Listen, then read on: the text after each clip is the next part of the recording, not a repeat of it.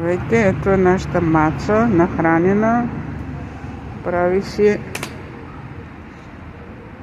банята. Чисти си бълхити. Иначе е много хубава, красавица. Като писах, че е нашата красавица и получих коментар. Всички котки са красиви.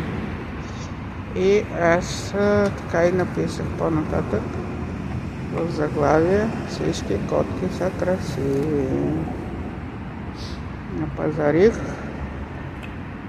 и от някой друг час заминавам за Хасково да си видя съучениците.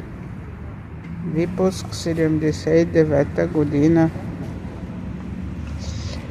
Аз ходих в Хасково и се срещнах с моята любима възпитателка, другарката Маврова. Тя ме заведе на урок по йога. А учителя ми изпрати по интернет учебник по йога.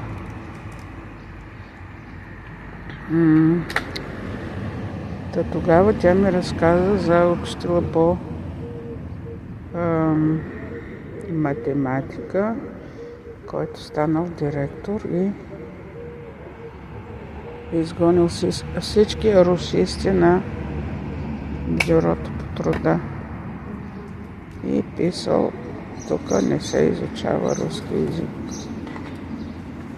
И тя преквалифицирала френски и беше в спортното училище.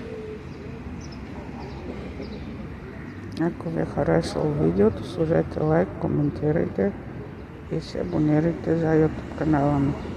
До нови срещи!